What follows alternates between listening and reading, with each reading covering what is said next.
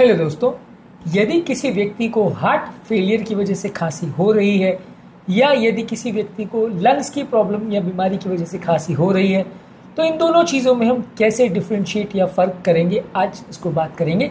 काफ़ी पेशेंट ऐसे होते हैं जिनको खांसी होती है, खांसी की समस्या लेके आते हैं, लेकिन कुछ इंपॉर्टेंट फीचर्स है जिनकी बेसिस पे हम क्लिनिकली फ़र्क कर सकते हैं कि व्यक्ति को हार्ट का प्रॉब्लम है या लंग्स का प्रॉब्लम है। ऑब्वियसली जांचें करने के बाद तो फाइनली डिफ्रेंशिएट हो ही जाता है कि हार्ट का प्रॉब्लम है या नहीं, लेकिन कई बार ये इंपॉर्टेंट क्लिनिकल पॉइंट्स का यदि हम ध्यान रखेंगे तो ये डिफ्रेंशिएशन करने में भी हमारी मदद होगी और हम फाइनल डायग्नोसिस तक या फाइनल ट्रीटमेंट स्ट्रैटेजी तक आसानी से पहुंच पाएंगे। तो आज का टॉपिक है हार्ट फेलियर के कफ और लंग्स की प्रॉब्लम के खांसी में क्या डिफरेंस होता है, इसको हम कैसे फ़र्क करें।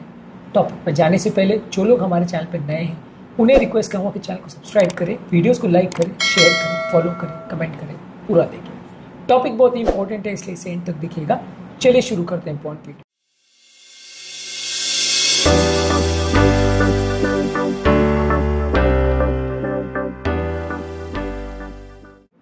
सबसे पहला, अगर किसी व्यक्ति को हार्ट फेलियर है तो खांसी क्यों होती है।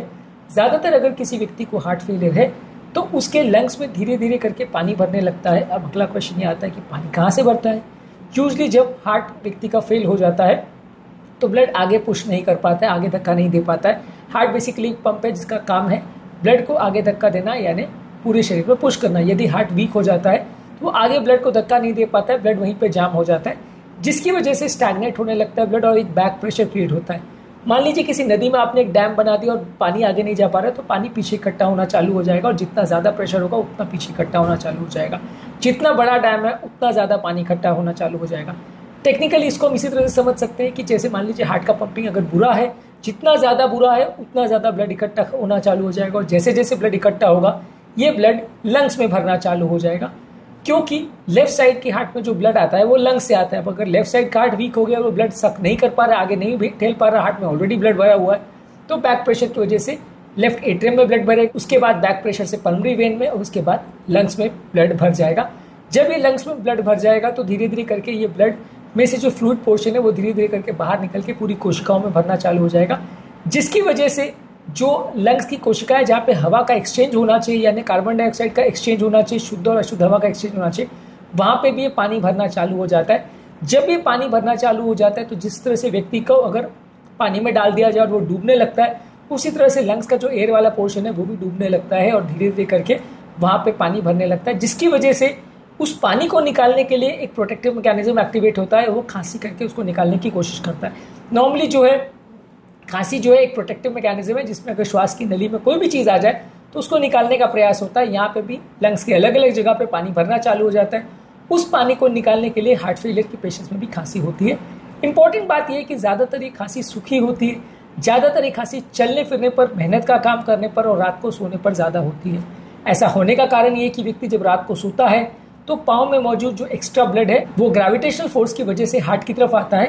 हार्ट क्योंकि ऑलरेडी वीक है, वो एक्स्ट्रा जो ब्लड आने लगता है उसको अकोमोडेट नहीं कर पाता है, उसको आगे धक्का नहीं दे पाता है। इसकी वजह से हार्ट में एक्स्ट्रा ब्लड बढ़ जाता है और जब हार्ट में एक्स्ट्रा ब्लड बढ़ता है तो वही ब्लड प्रेशर की वजह से वो लंग्स में बढ़ता है, तो खांसी होने लगती है। तो रात को लेटने के बाद या सोने के बाद व्यक्ति को खांसी बढ़ जाती है। इसके अलावा चलने फिरने पर या मेहनत का काम करने पर भी यही सिचुएशन होती है कि जब चलने फिरने का काम या मेहनत का काम व्यक्ति करता है तो पूरे शरीर में ब्लड की रिक्वायरमेंट बढ़ जाती है, तो पूरे शरीर से ब्लड हार्ट में पहुंचता है, पर क्योंकि हार्ट वीक है, हार्ट ब्लड आगे नहीं भेज पा रहा है, इसलिए फिर एक्स्ट्रा ब्लड लंग्स में भर जाता है, फिर एक्स्ट्रा ब्लड हार्ट में भर जाता है और इस वजह से वापस खांसी होती है। तो यूजली हार्ट फेलियर का ब्लड जो है चलने फिरने पे बढ़ता है, मेहनत का काम करने पर बढ़ता है, रात को सोने पे बढ़ता है। लंग्स फेलियर के या रेस्पिरेटरी प्रॉब्लम वाली खांसी में यूजली ऐसा नहीं होता है। यूजली हार्ट फेलियर का खांसी बीमारी के ज़्यादातर लास्ट स्टेज में होता है या लेट स्टेज में होता है। यूजली अगर किसी व्यक्ति को अगर हार्ट का फेलियर अर्ली स्टेजेस में होगा तो खांसी नहीं होगी, जबकि इन कंपैरिजन लंग्स की बीमारी में पहले स्टेज में पहले दिन से भी खांसी हो सकती है, क्योंकि लंग्स की बीमारी का टिपिकल फीचर ही खांसी है। यहाँ खांसी के बहुत सारे कारण हो सकते हैं। कोई भी कारण से आपकी श्वास की नली में इरिटेशन या इन्फ्लेमेशन हो रहा है तो खांसी होती है, क्योंकि वहाँ पे म्यूकस बनने लगता है और ये एक्स्ट्रा म्यूकस को निकालने के लिए या एक्स्ट्रा कफ या बलगम को निकालने के लिए ये खांसी होती है। तो ये बीमारी के एडवांस स्टेज में हो ऐसा कोई ज़रूरी नहीं है, अर्ली स्टेज में भी खांसी हो सकती है, पहले दिन से भी खांसी हो सकती है। और ज़्यादातर यहाँ पे खांसी का पर्पस जो है वो म्यूकस को निकालना है, वो फॉरेन बॉडी या पार्टिकल जो लंग्स या श्वास की नली को इरिटेट कर रहे हैं उनको निकालना है। यहाँ पे पानी नहीं भरा हुआ है या म्यूकस भरा हुआ है। तो बेसिकली दोनों का मैकेनिज्म अलग है। यहाँ पे जो खांसी होती है लंग्स के पेशेंट में वो चलने फिरने पे बढ़ती नहीं है, रात को सोने में बढ़ती नहीं है। हालांकि अस्थमा वाले पेशेंट में फिर भी रात को खांसी ज़्यादा हो सकती है, लेकिन अस्थमा वाले पेशेंट में ज़्यादातर सुबह उठने के बाद खांसी ज़्यादा होती है।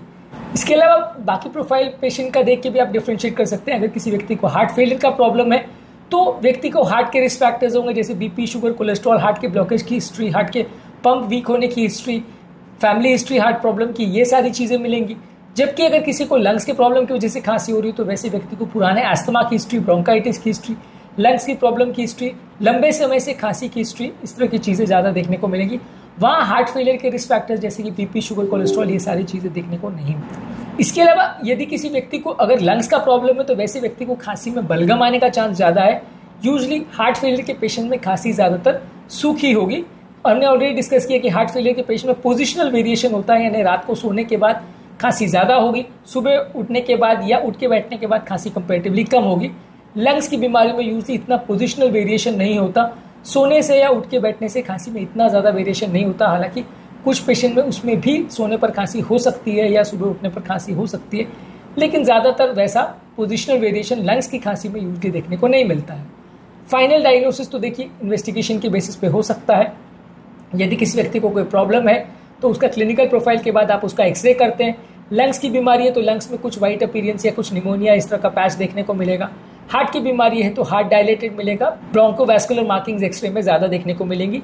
Echocardiography single most important test है जिसमें आपको हार्ट फेलियर के बारे में पता चल जाएगा, हार्ट फेलियर है या नहीं, वैल्व का प्रॉब्लम है या नहीं, कितना ज़्यादा फेलियर है, आगे क्या करना है, दवा से रिस्पॉन्स हो रहा है कि नहीं, ये सारी चीज़ें इकोकार्डियोग्राफी जो कि हार्ट का अल्ट्रासाउंड है इसके बेसिस पे पता चल जाता है। यदि किसी व्यक्ति को खांसी अगर हार्ट का प्रॉब्लम में आ रही है और हार्ट वीक है तो आप इजीली कह सकते हो कि खांसी हार्ट फेलियर की वजह से है। और यदि किसी व्यक्ति को अगर इको नॉर्मल है और वैसे व्यक्ति को खांसी आ रही है तो आप कह सकते हो कि लंग्स का प्रॉब्लम है। तो basically echo single most important tool है जिसकी बेस पे आप जज कर सकते हो कि खांसी के कारण हार्ट है या लंग्स का प्रॉब्लम है। इसके अलावा एक टेस्ट आता है NT-proBNP करके।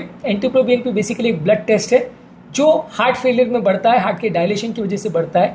जब NT-proBNP ज़्यादा है तो हार्ट फेलियर की तरफ पॉइंट करेगा, NT-proBNP कम है तो लंग्स फेलियर की तरफ पॉइंट करेगा। अगर व्यक्ति को खांसी है और NT-proBNP ज़्यादा है तो हार्ट की वजह से खांसी है होने का चांस ज़्यादा है। यदि व्यक्ति को खांसी है और NT-proBNP कम है तो लंग्स की प्रॉब्लम होने का चांस ज़्यादा है।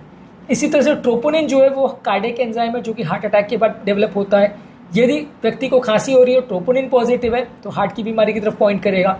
यदि किसी व्यक्ति को खांसी हो रही है और डी डाइमर पॉजिटिव है जो कि पल्मोनरी एम्बोलिज्म यानी हार्ट से लंग्स में जो नली जाती है उसमें क्लॉट जम जाता है, लंग्स की नली क्लॉट हो जाती है, उसमें बढ़ता है ज़्यादातर केस में। तो अगर किसी व्यक्ति को खांसी हो रही है और डी डाइमर पॉजिटिव है तो लंग्स की बीमारी की तरफ पॉइंट करेगा।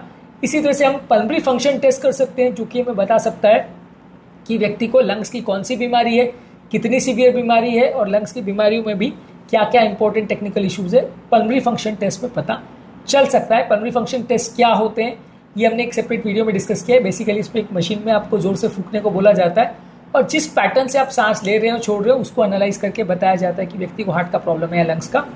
इसके अलावा व्यक्ति का आप CT स्कैन कर सकते हैं जो कि एक्सरे का एक एडवांस वर्जन है। एक्सरे में जो चीज़ें डाउटफुल रह जाती हैं, मान लीजिए किसी को निमोनिया, कैंसर या कोई ऐसी बीमारी का डाउट हो रहा है तो CT स्कैन करके आप कंफर्म कर सकते हो कि एग्जैक्टली क्या है, कितनी सीवियर बीमारी है, आगे क्या करना है। CT स्कैन कुछ हार्ट से रिलेटेड पॉइंट्स के बारे में भी बता सकता है। और एक CT एंजियोग्राफी है जिसमें आप हार्ट से जो लंग्स में नली जाती है उसमें कोई क्लॉट या खून का थक्का तो नहीं जम गया है, ये भी आप एनालाइज करते हो। और CT पल्मोनरी एंजियो के माध्यम से पल्मोनरी एम्बोलिज्म जो कि एक बीमारी है लंग्स की जिसमें खांसी होती है, इसके बारे में भी आप असेस कर सकते हो। पल्मोनरी एम्बोलिज्म क्या है और CT एंजियो का उसमें क्या रोल है ये ऑलरेडी हमने काफ़ी वीडियोज़ में डिस्कस किया है।